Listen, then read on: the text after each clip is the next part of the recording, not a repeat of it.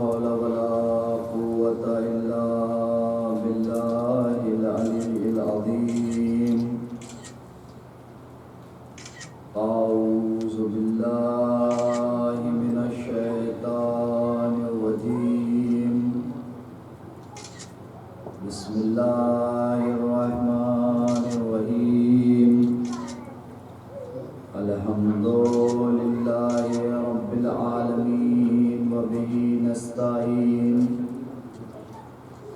الصلاة والسلام على سيد العرب والعجم مولانا ومولى الثقلين جد الحسن والحسين المكي المدني القرشي الهاشمي مولانا بالقاسم محمد.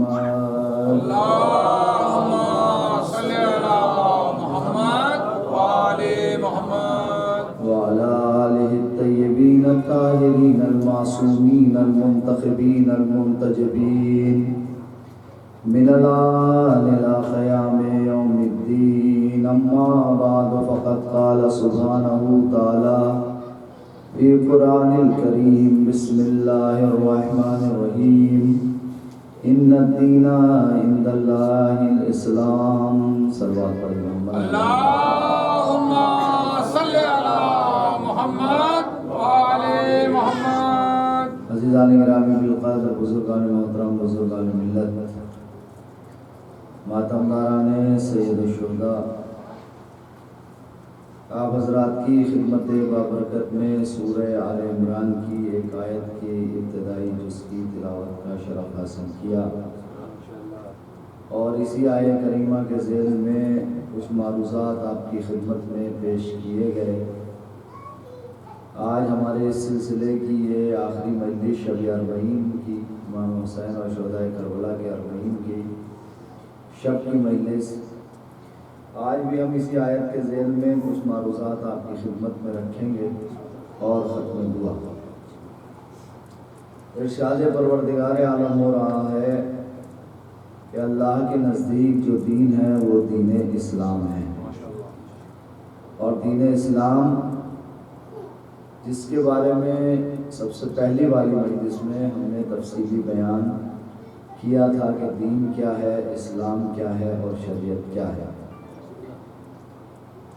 تو عزیزان گرامی، دین کی جو دو تقسیم ہوتی ہیں، ایک تقسیم اصول دین کے حوالے سے ہوتی ہے اور ایک تقسیم فروع دین کے حوالے سے ہوتی ہے۔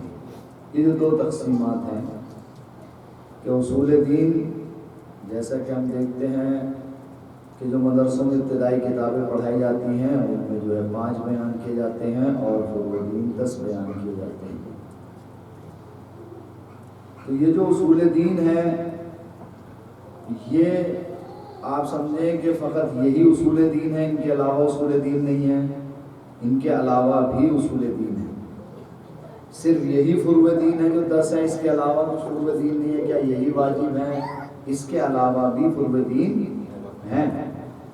دیکھیں، اصول جتنے بھی اصول ہیں، جو بھی اصول دین ہیں، ان سب کا تعلق جو ہوتا ہے وہ ہمارے عقیدے سے ہوتا ہے، اور جو فروع دین ہے ان کا تعلق کیسے ہے؟ ہمارے اعمال سے۔ یہ دو بنیادی چیز ہیں، اس کے اندر بنیادی فرق ہے دونوں کے اندر۔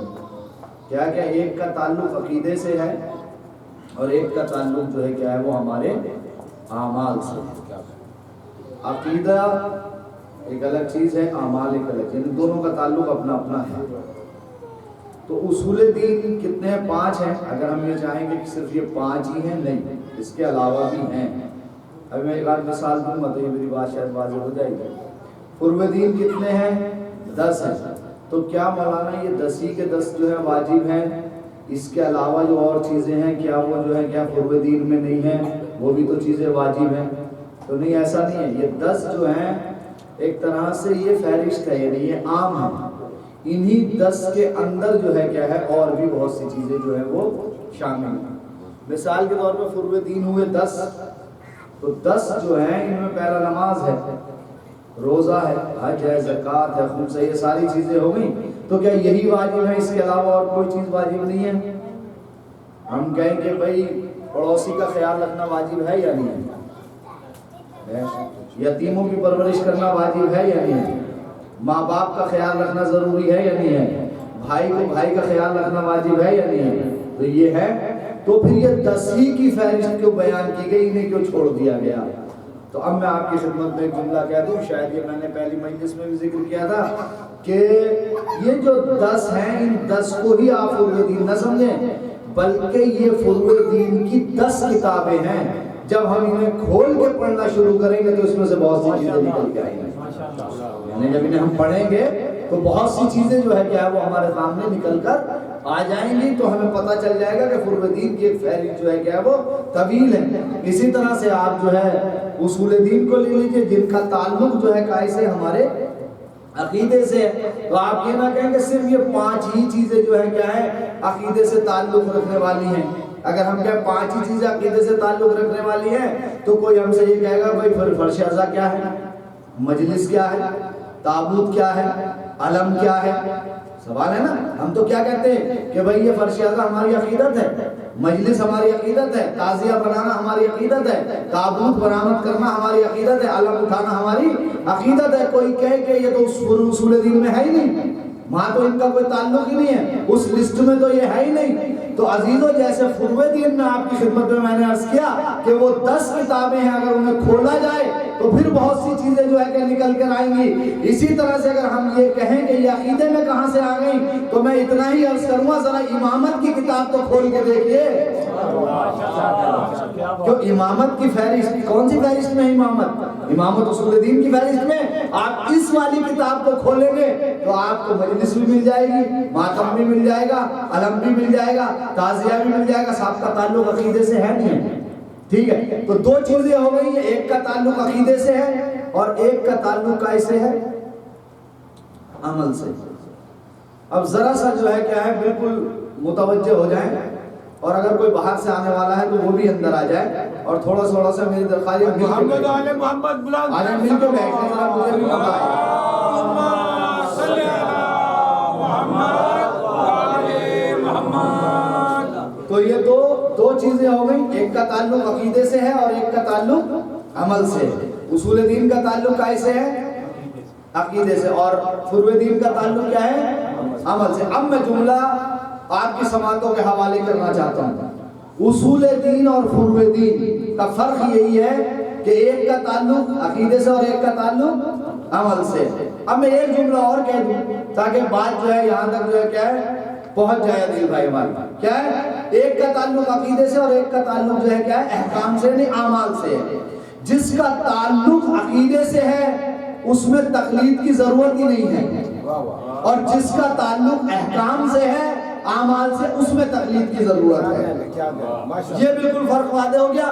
کوئی کہے کہ توحید میں تقلید کرنی، امامت میں تقلید کرنی، نبوت میں نہیں، اس میں کوئی ضرورت نہیں ہے۔ جہاں بھی حکم ملے گا یہ ملے گا جو فروع دین ہے ان میں تقلید کرنی ہے۔ ہمیں پتہ ہی نہیں نماز کیسے پڑھنی، تو کسی سے پوچھ کے پڑھنی پڑے گی نا۔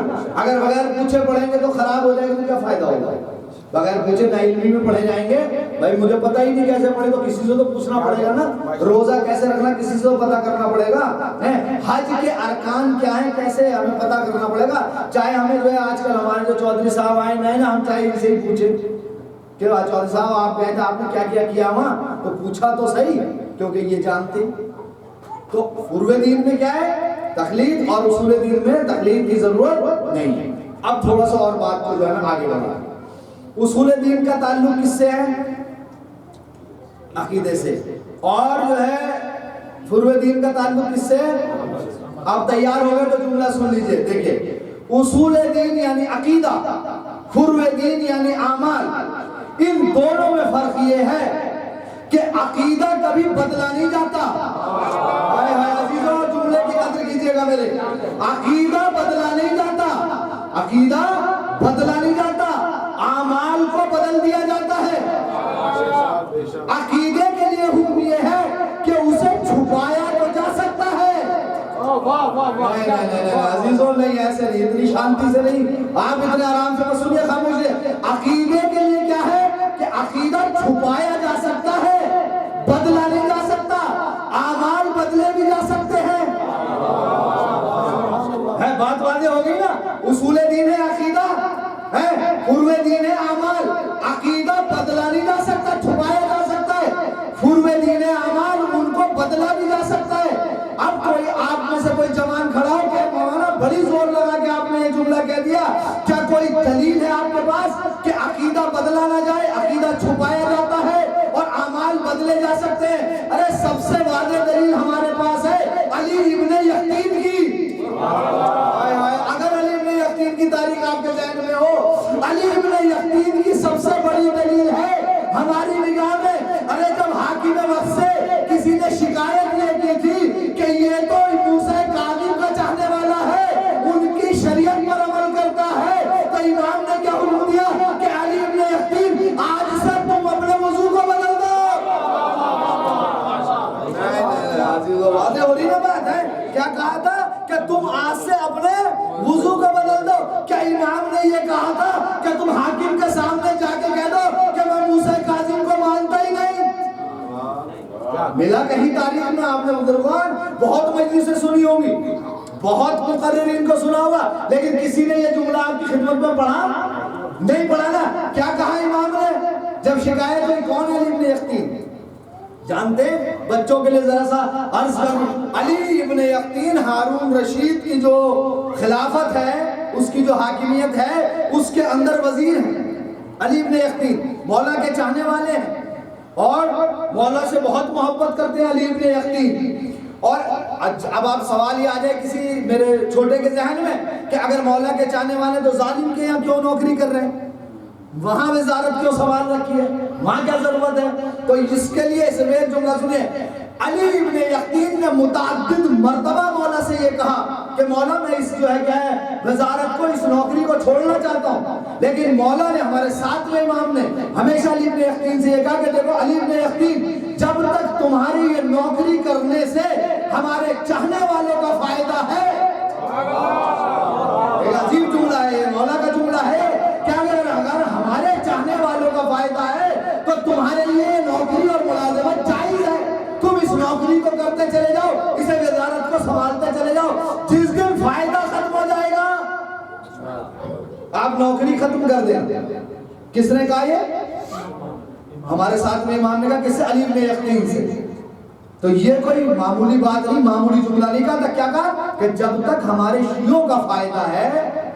تو اگر علی ابن یقین کی پوری تاریخ کو میں تفصیل سے بتانے لگوں تو بہت جو ہے کیا ہے، اسی میں شاید وقت نکل جائے. صرف اتنا سن لیجئے، علی ابن یقین سب سے زیادہ خمس ادا کیا کرتے تھے.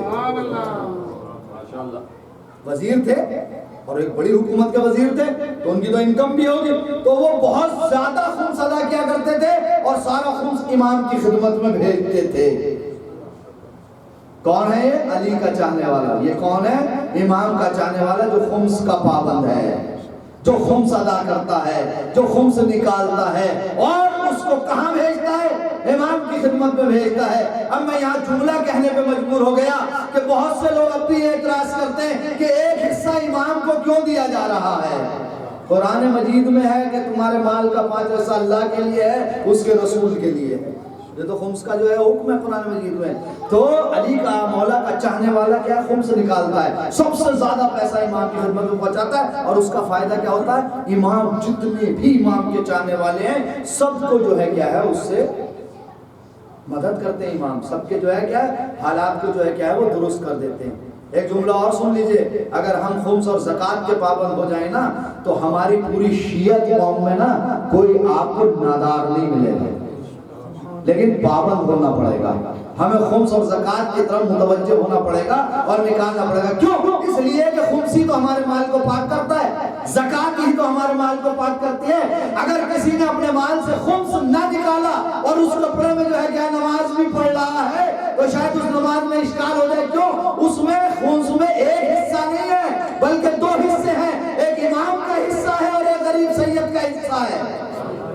تو متوجہ ہونا چاہیے نا اس طرح. علی ابن یقین کون ہے جو سب سے زیادہ ایک جگہ ایک جملہ میں نے پڑھا علی ابن یقین کے لیے کہ ہر سال آپ 130-150 آدمیوں کو حج پہ بھیجتے تھے. کون ہے امام کا چاہنے والا؟ علی ابن یقین. بات طویل نہ ہو جائے اور بات میری موضوع سے دوسری طرف نہ چلے جائے. جو تم نے سن لیجئے کیا کہا امام نے کہ جب تک ہمارے چاہنے والوں کا فائدہ ہے اے علی ابن یقطین تم نوکری کرتے رہو, تمہاری نوکری کیا ہے جائز ہے. یہاں امام کا حکم ہے. ایک مرتبہ کوفے کا رہنے والا ابراہیم شترمان گیا کہاں بغداد کسی وجہ سے کسی حاجت کے لیے. کہاں سے گیا کوفے سے کہاں بغداد. جا کر علی ابن یقطین سے ملنا چاہتا ہے. یہ ایک مزدور ہے معمولی سا انسان ہے کوئی زیادہ بڑا انسان نہیں ہے. ابراہیم شترمان گیا جب ملنا چاہتا ہے تو اسے ٹائم ہی نہیں ملتا. بھائی ایک حکومت کا وزیر اعظم پردھان منتری ہماری زبان میں کیا لیجیے وزیر اعظم.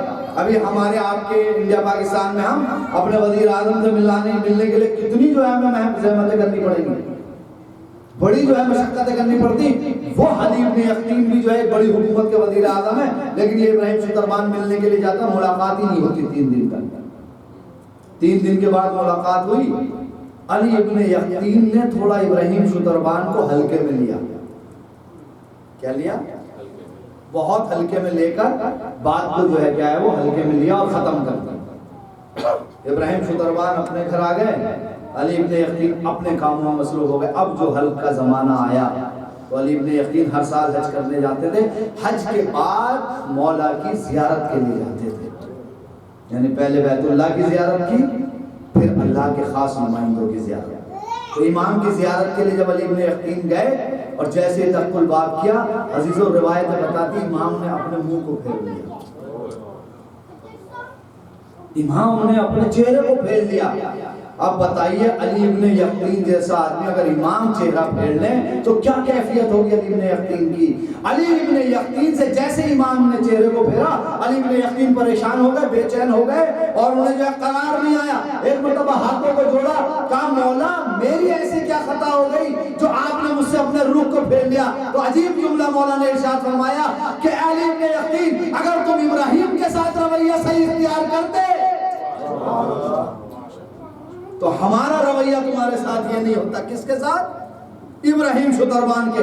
جیسے علی ابن یقطین نے ابراہیم شترمان کا نام سنا ایک مرتبہ جو ہے ذہن کے دریچے کھل گئے. ایک مرتبہ پھر ہاتھوں کو جوڑا, قدموں پہ گر گئے. مولا اس کا جو ہے کیا ہے تلافی کیا ہو سکتی ہے, کیا کیا جائے کہ آپ مجھ سے راضی ہو جائیں. اے فرزند رسول میں آپ کے بغیر نہیں رہ سکتا, آپ کے بغیر میں زندگی نہیں, میرے تو سانس لینا محال ہے, آپ کی ناراضگی برداشت نہیں کر سکتا. ایک مرتبہ مولا نے کہا کہ سنو جب تک ابراہیم شترمان معاف نہیں کرے گا تو ہم تمہیں معاف نہیں کریں گے. پھر علی ابن یقطین کی تشویش بڑھی. علی ابن یقطین کا جو ہے کیا ہے پھر جو ہے کیا ہے جستجو بڑی کا مولا وہ کوفے میں میں مدینے میں, وہ کوفے میں میں مدینے میں اتنی ابھی کوفے سے مدینے سے جاؤں کوفے وہاں سے واپس آؤں شاید میں اتنے مر جاؤں گا کیونکہ میں آپ کو کیسے ناراض دیکھ سکتا ہوں. اتنے تو میرے جو ہے شاید روح نکل جائے میرے جسم سے. بھائی امام نے کہا کہ سنو فلاں جگہ جاؤ مدینے میں, وہاں تمہیں ایک سواری ملے گی, اس پہ سوار ہونا اور میرا پیغام دینا, وہ تمہیں جو ہے چشم زدن میں وہاں پہنچا دے گا. ابراہیم شترمان سے ملاقات کرائے گا. علی ابن یقطین نکلے, بتائی ہوئی جگہ پر پہنچے, سواری میں سوار ہوئے, چشم زدن میں کہاں پہنچے؟ یہ ہے اللہ کے نمائندے, یہ ہے اللہ کے امام کہ جن کے لیے زمینیں بھی سمٹ جاتی ہیں. یہ ان کی عظمتیں ہیں. کیا کہا کہ جاؤ سوار ہو کر گئے, سوار ہوئے, کہاں پہنچے علی ابن یقطین؟ کوفے میں پہنچے. اب تلاش کر رہے ہیں ابراہیم شترمان کے یہاں جانا. تلاش کرتے کرتے دروازے پر جو ہے کیا ہے ایک دم شترمان ابراہیم شترمان کے دروازے پر پہنچ گئے. تقل بات کیا, کون گیا ہے, کون گیا ہے؟ وزیر اعظم گیا ہے. آپ کے ہمارے دروازے پہ ایم ایل اے آ جائے نا تو ایک مرتبہ کو تنگ رہ جائیں گے ہم, ایم ایل اے کیا کرنے کے لیے آئے, اسمبلی کا ممبر ہے, یہ کیا کرنے آ گیا ہمارا. وہاں وزیر اعظم دق الباب ہوا, ابراہیم شترمان نے دروازہ کھولا, کیا دیکھا علی ابن یقطین کھڑے. ایک مرتبہ پوچھا خیر اتنی بڑی حکومت کا وزیر اعظم میرے دروازے پر. ابراہیم شترمان کے سامنے علی ابن یقطین نے ہاتھوں کو جوڑ لیا. کہا ابراہیم شترمان باتیں تو بعد میں ہوں گی لیکن میں تم سے اتنا چاہتا ہوں. ابراہیم شترمان نے کہا کیا چاہتے ہو؟ کہا اتنا چاہتا ہوں کہ جو رویہ میں نے تمہارے ساتھ بغداد میں استعمال کیا تھا, یعنی ہلکے میں تمہیں لیا تھا, اس کی معافی چاہتا ہوں. تم مجھے اس رویے کے لیے معاف کر دو، تم معاف کر دو گے تو میرا امام مجھے معاف کر دے گا۔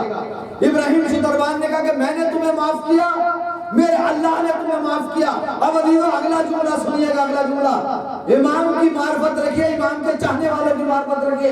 اب جیسے ہی کہا کہ میں نے معاف کیا اور میرے اللہ نے تمہیں معاف کیا، لیکن علی بن یقین کہہ رہے ہیں کہ معافی کی سند کیا ہوگی؟ بھئی آپ نے تو معاف کر دیا، اس کی سند کیا ہوگی؟ تو ایک مرتبہ ابراہیم شتروان کہتے ہیں کیا سند لینا چاہتے ہو؟ اب جملہ سنیے گا، علی بن یقین نے کہا کہ سند اس کی یہ ہوگی کہ تم میرے رخسار پر اپنا گرد آلود قدم رکھ دو، تاکہ میں اس گرد آلود قدم کا نشان لے جا کر اپنے آقا کو دکھاؤں گا اور یہ سند کے طور پر پیش کروں گا۔ ابراہیم شتروان نے ایسا ہی کیا۔ علی بن یقین نکلے، امام کی بارگاہ میں پہنچے، جیسے ہی امام کی بارگاہ میں پہنچے تو امام نے فوراً کہا اے علی بن یقین، ہم نے تمہیں معاف کیا، ہمارے اللہ نے تمہیں معاف کیا۔ کون ہے یہ؟ امام کا چاہنے والا ہے، امام کا جو ہے کیا ہے، دوست ہے، امام کا محب ہے، امام سے محبت کرنے والا ہے۔ امام کس بات پر اس سے نالا ہو گئے کہ امام کے ایک چاہنے والے کے ساتھ اس نے رویہ اچھا نہیں کیا۔ اب بھی کچھ پڑھنے کی ضرورت ہے اس والے واقعے کے ذیل میں، یا ہو گئی بات؟ بالکل بات تو واضح ہو گئی نا۔ اب جب ہم سب ایک امام کے چاہنے والے ہیں تو ہمارا رویہ ایک دوسرے کے ساتھ کیا ہونا چاہیے؟ ماشاءاللہ ہمارا اخلاق ایک دوسرے کے ساتھ کیسا ہونا چاہیے؟ بس اس واقعے سے اتنا ہی نتیجہ نکال لیجئے کہ ہمارا ایک دوسرے کے ساتھ رویہ اور اخلاق ایسا ہونا چاہیے کہ ہمارا زمانے کا امام ناراض نہ ہو جائے، وہ کہیں ہم سے رخ نہ پھیر لے۔ اگر عزیزو اگر زمانے کے امام نے ہم سے رخ پھیر لیا تو پھر ہمارا بچتا کچھ نہیں ہے، کچھ نہیں ہے۔ لیکن شرط یہ ہے کہ ہمیں اپنے زمانے کا امام یاد ہونا چاہیے، ہمیں اپنے زمانے کے امام کی طرف متوجہ ہونا چاہیے۔ کتنے ہیں ہم لوگ ایسے یہاں یا جہاں بھی یہ آواز جاری، کتنے لوگ ایسے ہیں، کون ہے جو اپنے زمانے کے امام کے رابطے میں ہوں؟ بتائیے، ہم کتنے لوگ ہیں ایسے جو ہم امام سے رابطے میں ہیں؟ نہیں۔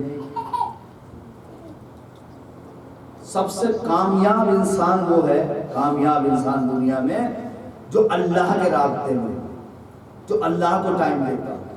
سب سے کامیاب انسان ہے جو اللہ کو ٹائم دے، اللہ کے رابطے میں آئے تو کامیاب ہے۔ اگر اللہ ہی کو ٹائم نہیں دے سکتا تو وہ کامیاب نہیں ہے، چاہے ظاہر میں اس کے بعد کچھ بھی ہے، لیکن وہ کامیاب انسان نہیں ہے۔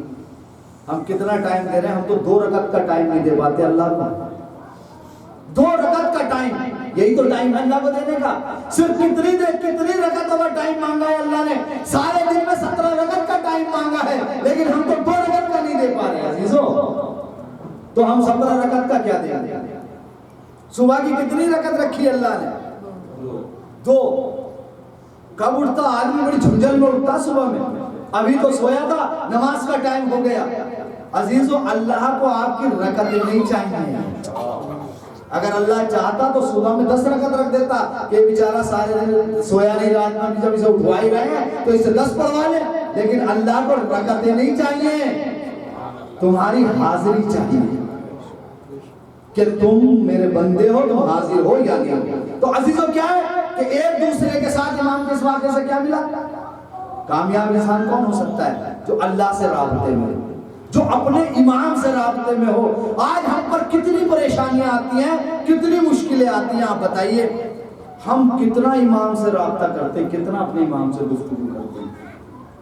کوئی ہمارے گھر میں بیمار ہوا، کیا ہم نے 5 منٹ کسی تنہائی میں بیٹھ کے اپنے امام سے گفتگو کی کہ مولا میں اس پریشانی میں ہوں، جو ہے میری مدد کر دیجیے؟ کبھی ہوا ایسے؟ عزیزو سوچئے، خالی اس وقت جو میں جملے پڑھ رہا ہوں، نہ آپ سے داد و تحسین کا مطالبہ، کسی بات کا نہیں، صرف آپ میرے ساتھ اپنی فکریں رکھیے اور سوچئے کیا واقعی کسی دن ہوا ہے ایسا؟ آج ٹیکس کے پیسے زیادہ آ گئے، پیسے ہیں نہیں کسی کو تو آپس میں تو ہم نے فون کرے، لیکن کیا امام سے بیٹھ کے اس بات کو شیئر کیا کسی نے یا نہیں؟ کیونکہ امام تو ہمارے ہر وقت ہمارا خیال رکھ رہے ہیں۔ کوئی وقت ہے ایسا جو امام جو ہے کہ ہمارے خیال میں نہ ہو؟ کوئی ہم پر جو پریشانی آئی، کوئی ہمارے گھر میں مریض ہوا، کوئی اور مشکل آئی، کبھی ایسا ہوا کہ ہم بیٹھے ہوں 5 منٹ کے لیے اور اپنے امام سے رابطے میں ہوں کہ مولا آپ کے علاوہ ہے کون ہمارا؟ عزیزوں، اپنے رابطے کو اپنے امام سے مضبوط کر لیجیے. جتنا ہمارا رابطہ ہمارے امام سے مضبوط ہو جائے گا اتنے ہی ہم کامیاب اور جو ہے کامران ہوتے چلے جائیں گے. تو ابراہیم شکربان، معافی، اللہ نے، امام نے کیا کہا کہ ہم نے معاف کیا اور ہمارے اللہ نے معاف کیا. تو کیا ہے اعمال اور عقیدے کا کیا ہے؟ عقیدہ کیا ہے؟ بدلتا نہیں ہے. عقیدہ بدلا نہیں جاتا، چھپایا جاتا ہے. اعمال کو بدل دیا جاتا ہے. ضرورت کے تحت کیا ہوتا ہے؟ اعمال بدل دیے جاتے ہیں. تو اصول دین کا تعلق کس سے ہوا؟ عقیدے سے. فروع دین کا تعلق کس سے ہے؟ اعمال سے نا. تو عقیدہ کبھی نہیں بدلا جائے گا. جو ہے کیا ہے؟ اعمال جو ہے کیا ہے وہ بدلے جا سکتے ہیں. پہلی مجلس میں نے آپ کی خدمت میں جو ہے بات رکھی تھی، دین اور شریعت کا کیا فرق ہے. دین اور شریعت کا یہی فرق ہے نا کہ دین کبھی نہیں بدلا، شریعتیں بدلتی رہی. دین نہیں بدلا ہے بلکہ کیا ہے؟ شریعتیں ہی بدلی ہے. دین کبھی نہیں بدلا. دین جو جناب آدم سے تھا ہمارے رسول تک وہی رہا. دین نہیں بدلا. جناب آدم سے لے کر حضور تک شریعتیں بدلتی رہی. تو یہ جو دین ہے، دین، اس کو آپ عقیدہ کہہ لیجئے اور جو شریعت ہے اسے اعمال کہہ لیجئے. تو دین نہیں بدلا، اصول دین نہیں بدل سکتے. اعمال جو ہے کیا ہے وہ بدلے جا سکتے. اب تھوڑا سا اور آگے چلیے، تھوڑا سا بڑھی. یہ جو عقیدہ ہے ہمارا، سب سے اہم عقیدہ مسئلہ سب سے پہلے کیا؟ توحید کا مسئلہ ہے. توحید کا عقیدہ. ہم جو توحید یعنی اللہ کو ایک مانتے ہیں تو خالی ایک یہ نہیں کہ توحید کو مانتے اس کے علاوہ اور کچھ نہیں مانتے. توحید کے زمرے میں ہم صفات ثبوتیہ کو بھی مانتے ہیں، صفات سلبیہ کو بھی مانتے ہیں. یعنی وہ صفات جو اللہ کے اندر پائی جاتی ہیں اور وہ صفات جو اللہ کے اندر نہیں پائی جاتی، ان کو بھی جو ہے کیا وہ ہم مانتے ہیں. کہاں کے عقائد کے اندر آئیں گے؟ توحید کے اندر آئیں گے. لیکن عدل کا ذکر کیوں کیا گیا؟ اس لیے کہ عدل سب سے جو ہے نمایاں صفت ہے پروردگار عالم کی. عدل جو ہے سب سے نمایاں. اللہ قادر ہے، عالم ہے، اللہ رازق ہے، اللہ حی ہے، اللہ متکلم ہے، اللہ مرید. یہ جو ساری چیزیں ہیں، یہ سارے صفات ہیں اللہ کے نا، ان میں عدل جو ہے کیا ہے وہ سب سے جو ہے کیا ہے وہ اہم چیز ہے. تو اس وجہ سے جو ہے کیا اصول دین میں اس کو رکھا گیا. تو دوسری چیز عدل آ گئی، نبوت ہے. نبوت کا بھی تعلق عقیدے سے. امامت ہے، امامت کا تعلق بھی عقیدے سے. اور ہم ممتاز ہی اس امامت کے وقت عقیدے کی وجہ سے. کس سے؟ یہ جو عقیدہ ہے ہمارا امامت کا یا ولایت کا جو عقیدہ ہے، یہ کوئی معمولی عقیدہ نہیں ہے. یہ بہت اہم عقیدہ ہے. اسی کی وجہ سے تو شیعہ ممتاز ہے کیا؟ اس کے علاوہ ہے کیا؟ یہ اہم عقیدہ ہے. اب عقیدہ کیسے اہم ہے؟ یہ اساس ہے. اگر یہ نہیں ہے تو پھر ختم ہے نا کہانی، پھر کچھ نہیں ہے. کیوں؟ دیکھیں ابھی میں آپ کی خدمت میں 3 جملوں کی تشریح کرتا ہوں اور اس میرے جملے کی جو ہے کیا وضاحت ہو جائے گی. ایک سلوات ایسی پڑھی ہے بآواز بلند نہیں شروع کر سکتے.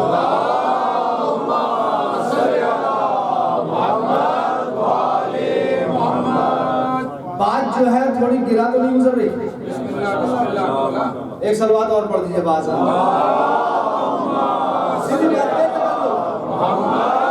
کوئی تکلف نہیں، نہ مجھے پڑھنے میں نہ آپ کو سننے میں. تکلف نہیں ہونا چاہیے کہ مجھ سے آپ تکلف کریں، میں آپ سے تکلف کریں. آپ سنیے. دیکھیں ایک عربی میں چیز ہوتی ہے وعدہ، اور ایک چیز ہوتی ہے عہد، اور ایک چیز ہوتی ہے میثاق. وعدہ، عہد اور میثاق، یہ تینوں عربی کے لفظ ہیں. تھوڑی سی تشریح کروں گا اور شاید ہم منزل تک اپنی جو ہے کیا ہے وہ پہنچ جائیں گے. وعدہ، عہد اور میثاق. وعدے کا مطلب کیا ہے؟ وعدے کا مطلب یہ ہے کہ مثلا کوکر بھائی ہم سے کہنے لگے کہ مولانا کل کو آپ کو کھانا ہمارے ساتھ کھانا. بسم اللہ کھا لیں گے. تو ان سے ہم نے کیا لے لیا؟ وعدہ. انہوں نے کہا کھانا کھانا، ہم نے کہا کھا لیں گے. کیا ہو گیا؟ وعدہ ہو گیا نا. ان کی طرف سے کوئی شرط تھی نہیں، میری طرف سے کوئی شرط تھی نہیں. انہوں نے وعدہ لیا، میں نے وعدہ کر لیا، ختم ہو گیا. یہ ہو گیا وعدہ. ایک ہوتا ہے عہد. انہوں نے کہا کہ مولانا کل جو ہے آپ ہمارے ساتھ کھانا کھائیں گے. میں نے کہا کھوکر بھائی کھانا تو کھائیں گے لیکن فلاں ریسٹورینٹ میں کھائیں گے. کھانا تو ہم آپ کے ساتھ چلیں گے کھانے لیکن فلاں ریسٹورینٹ میں چلیں گے. تو یہ عہد کیا ہوا؟ یہ ہوا شرط کے ساتھ ہے. دو چیزیں واضح ہو گئی. وعدہ بغیر شرط کے ہے، عہد جو ہے کائے کے ساتھ ہے؟ شرط کے ساتھ ہے. اب میثاق کسے کہتے ہیں؟ میثاق کہتے ہیں کہ اگر اسی کو لکھ کے دے دیا جائے. آ جائیے میرے ساتھ ذرا سا آپ جڑ جائیے تھوڑا سا. اگر سستی طاری ہو گئی ہے تو سستی اتار لیجئے. کیا میثاق کسے کہتے ہیں؟ کہ اسی کو لکھ کے دے دیا جائے. وعدہ کیا ہے؟ اس میں کوئی شرط ہی نہیں ہے. عہد میں کیا ہے؟ انہوں نے کہا کھانا، ہم نے کہا کہ کھائیں گے تو لیکن فلاں ریسٹورینٹ میں جا کر کھائیں گے، یا کھائیں گے تو آپ کے گھر ہی کھائیں گے. ہم نہیں چاہتے کہ ہم ریسٹورینٹ کا کھانا کھائیں، آپ بنوائیے گھر میں تو ہم کھائیں گے. تو وہ کیا ہو گیا؟ شرط کے ساتھ ہو گیا. لیکن میثاق کیا ہے؟ میثاق ہے اسی چیز کو ہم ایک کاغذ پر لکھ دیں، یہ کہلائے گا میثاق. اگر تینوں باتیں آپ کی خدمت میں واضح ہو گئی تو آپ سنیے. اگر وعدہ خلافی ہوتی ہے تو اس میں مذمت ہوتی ہے، جہنم نہیں ملتا. آخری آدمی تک توجہ چاہتا ہوں. وعدہ خلافی ہو گئی تو اس میں مذمت تو ہوگی کہ مولانا نے وعدہ کر دیا یار وہ جو آئے نہیں ہمارے گھر، وہ جو ہے کسی اور کے ساتھ نکل گئے، آئے نہیں، تو اس پر کیا مذمت ہوگی، جہنم نہیں ملے گی ہمیں. عہد اگر ٹوٹ گیا تو ہو سکتا تھوڑی سی سزا اور مل جائے، لیکن میثاق میں سزا نہیں ملے گی. میثاق توڑنے پر جہنم ملے گی. ارے عزیزو اب تو ساتھ آ جائیے ذرا میرے. وعدے پر جہنم نہیں ملے گی. اگر وعدہ توڑ دیا، عہد توڑ دیا تو جہنم نہیں ملے گی. تھوڑی بہت سزا مل جائے گی، کام ختم ہو جائے گا. لیکن اگر کسی نے میثاق توڑ دیا اسے کیا ملے گی؟ جہنم ملے گی. اب ذرا سا جملہ سن لیجئے. عزیزو یہ ولایت علی نہ وعدہ ہے. عزیزو توجہ توجہ، یہ علی کی جو ولایت ہے، علی کی جو امامت ہے، نہ یہ وعدہ ہے نہ یہ عہد ہے، بلکہ عالم ارواح میں لیا ہوا میثاق ہے.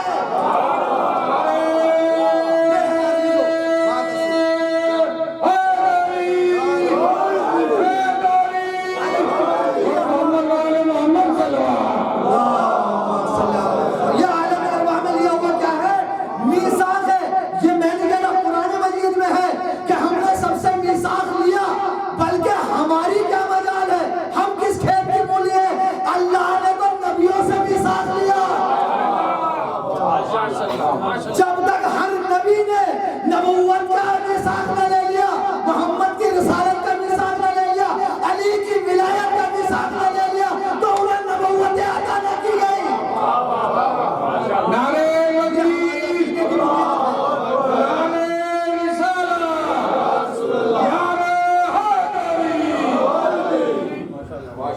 یہ ہے عزیزو بنیاد، یہ ہے اصول دین کی بنیاد. کیا ہے؟ امامت جو ہے یہ اصل بنیاد. ایک اس کے بعد کائی کی منزل آتی ہے، قیامت کی منزل آتی ہے. قیامت کو آپ کے خالق قیامت ہی جو ہے کیا ہے اصول دین میں سے ہے نہیں، اس کے ساتھ بھی بہت سی چیزیں ہیں قیامت کے ساتھ. مثلا قبر کا بارے میں، قبر کا عقیدہ ہے نہیں ہے، حساب و کتاب کا عقیدہ ہے نہیں ہے، ملائکہ کے آنے کا عقیدہ ہے، منکر و نکیر اور جو مبشر و بشیر ان کے آنے کا عقیدہ ہے نہیں، برزخ کا ہے نہیں، یہ سب ہے. تو یہ کس سے متعلق ہے؟ سب سور پھونکے جانے کا عقیدہ ہے نہیں ہے، تو یہ کس سے متعلق ہے؟ یہ سب متعلق ہے کس سے؟ ہمارے جو ہے کیا ہے قیامت والے جو ہے کیا ہے مسئلے سے سارے متعلق ہیں. تو عزیزو جو یہ سامنے 5 دکھائی دے رہے ہیں، اسے آپ یہاں سمجھیں کہ یہی خالی عقیدے کے اندر ہیں. بہت سی چیزیں جو ہیں کیا جب ہم انہیں پڑھیں گے اور کھولیں گے تو بہت سی چیزیں ہمارے سامنے آئیں گی. جو 10 فروع دین ہمیں دکھائی دے رہے ہیں تو یہ 10 ہی فروع دین نہیں ہے، بلکہ بہت سی چیزیں جو ہیں کیا ہے اس کے اندر آ جائیں گی. تو ان الدین عند اللہ الاسلام، اللہ کے نزدیک جو دین ہے وہ دین اسلام ہے، جامع اور مانع دین ہے.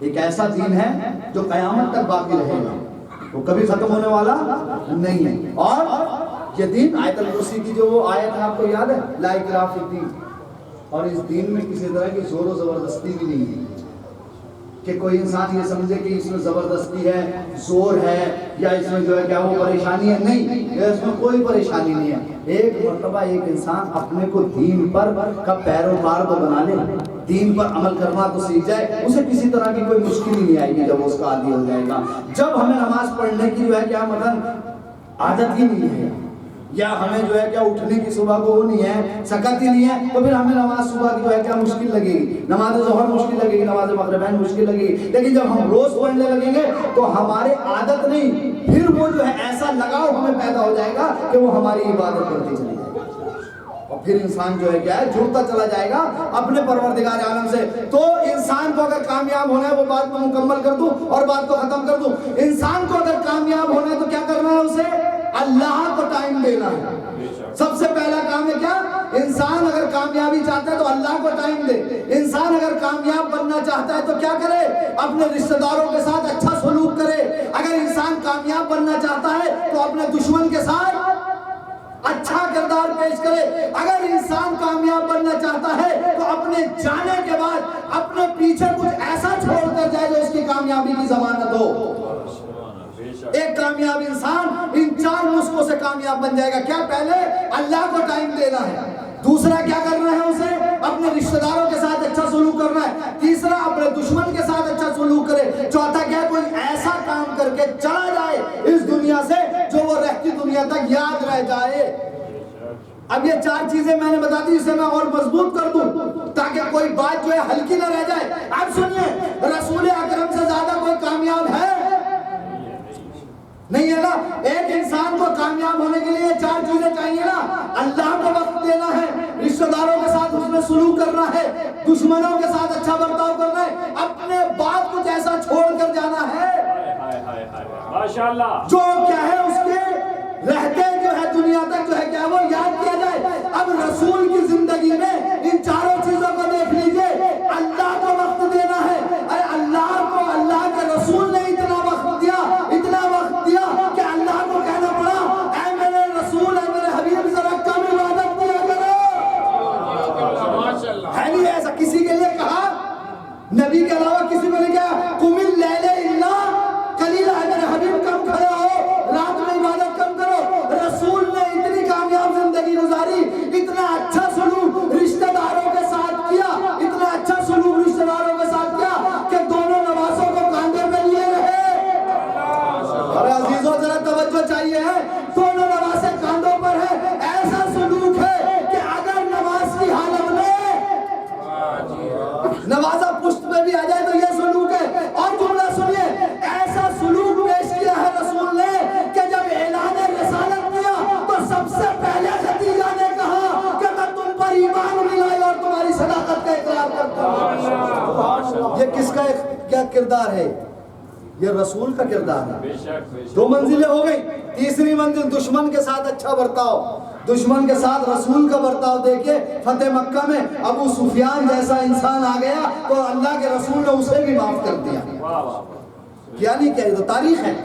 ابو سفیان جیسے انسان کو کیا کر کے، جس نے جو ہے کیا ہے ہندا، جس نے جو ہے جناب حمزہ کا کلیجہ چبایا تھا، اللہ پر اللہ لعنت کرے اس پر، ٹھیک ہے، اس تک کو جو ہے کیا رسول نے معاف کر دیا۔ 3 ہو گیا، اللہ کو وقت، رشتہ داروں کے ساتھ اچھا سلوک، اور کیا ہے دشمن کے ساتھ یہ برتاؤ کس کا ہے؟ ہمارے رسول کا برتاؤ ہے۔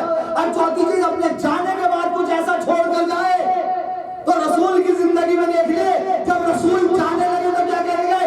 انی تارکم فیکم الثقلین، میں تمہارے درمیان 2 گراں چیزیں چھوڑے جا رہا ہوں جو کبھی جدا نہیں ہوں گی۔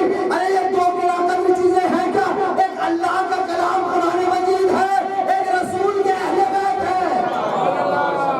کس نے چھوڑے؟ اپنے بعد رسول نے چھوڑے نہیں چھوڑے، اور یہ ایسی چیزیں چھوڑ گئے رسول اپنے بعد جو کبھی جو ہے کیا وہ جدا نہیں ہوں گے، اور حوض کوثر پر رسول کیا ہے یہ ساتھ میں پہنچے گا۔ تو ایک کامیاب انسان کے لیے کیا ہونا چاہیے؟ یہ 4 چیزیں اگر لے لے، اللہ کو ٹائم دے دے، اپنے عزیزوں کے ساتھ اچھا برتاؤ کرنے لگے، دشمنوں کے ساتھ اچھا برتاؤ کرے، سب سے اچھا جو انتقام نہ لینا ہے۔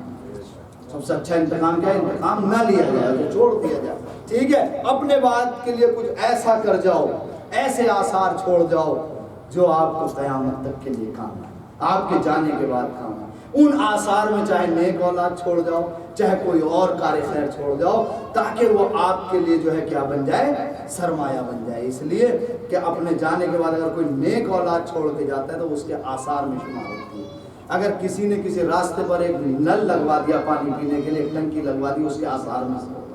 कहीं एक कुआं बनवा दिया तो वो उसके आसार में से है, रफ़ाए आम के लिए। अगर किसी स्कूल कहीं स्कूल बना दिया गया तो वो भी जो है कि एक रफ़ाए आम। ये आसार है सब जो इंसान छोड़ के जा सकता है। इन्न दीन इंदल्लाहि इस्लाम, अल्लाह के नज़दीक जो दीन है वो दीन कौन सा है?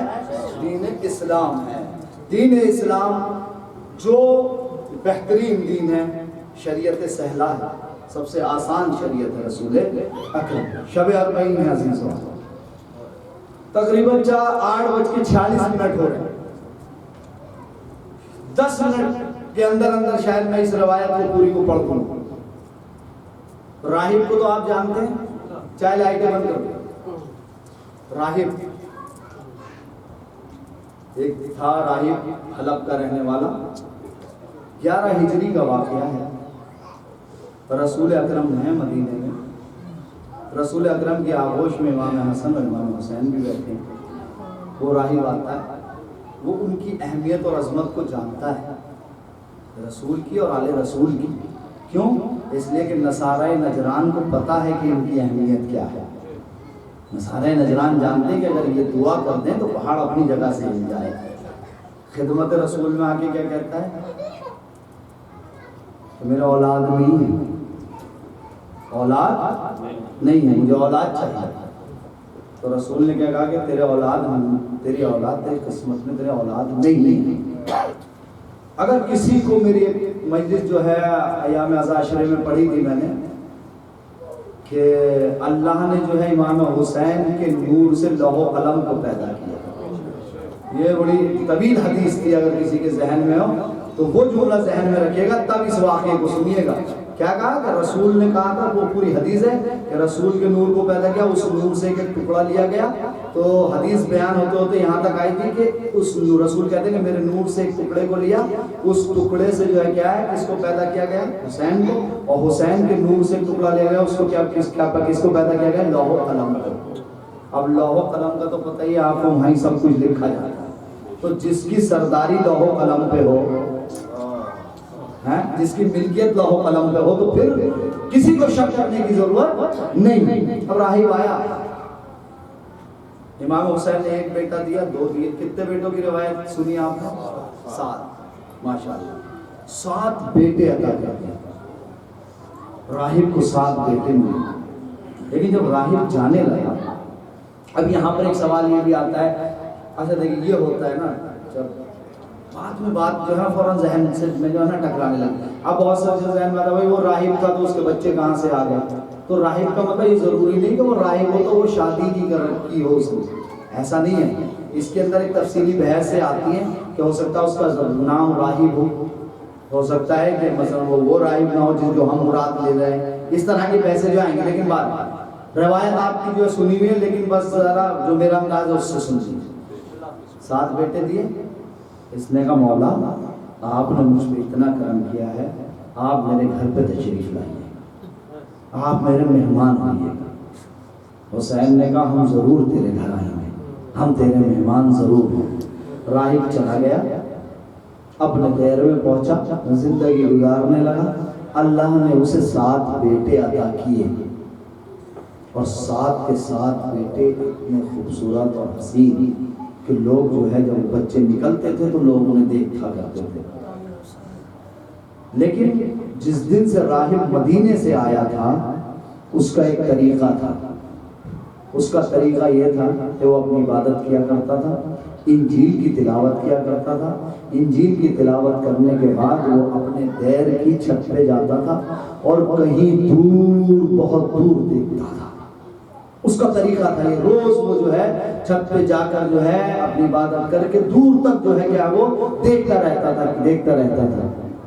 उसके बच्चों ने एक दिन उससे पूछा, बाबा आप रोज ये क्या करते हैं कि छत पर जाते हैं, देर की छत पर जाते हैं और दूर तक कहीं देखते रहते हैं और मुंतज़िर रहते हैं और फिर उतर कर आ जाते हैं, ایک مرتبہ راہب نے اپنے بچوں کو پوری کہانی بتائی کہ بیٹا میں اس کا انتظار کرتا ہوں، اس کے آنے کا منتظر ہوں جس نے تم کو عطا کیا ہے، میں اپنے حسین کا منتظر ہوں۔ عزیزو، جب بچوں کو یہ پتا چلا تو وہ بھی اپنے باپ کے ساتھ چھت پر جاتے دیر کی اور دور تک دیکھتے اور جو ہے کیا ہے اتر آتے تھے۔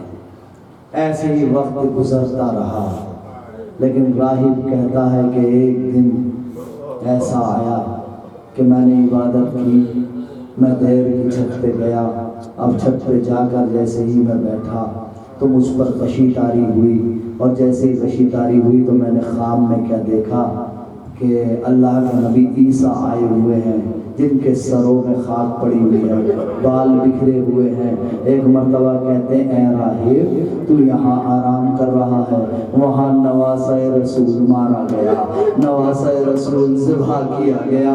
بس عزیزو اتنا سننا تھا، راہب چوک کر اٹھا، پریشان ہو گیا، اس کی سمجھ میں نہیں آ رہا تھا کہ اب وہ کیا کرے، اس کی سمجھ میں کچھ نہیں آیا۔ عزیزو یہ 61 ہجری کا واقعہ ہے، دن گزرتے رہے، راہب روز پریشانی کے عالم میں دیر کی چھت پہ جاتا ہے اور جا کر پھر دیکھنا شروع کرتا ہے، لیکن عزیزو ایک دن ایسا آیا جب راہب دیر کی چھت پر گیا اور اوپر سے اس نے دیکھنا شروع کیا تو کیا دیکھا؟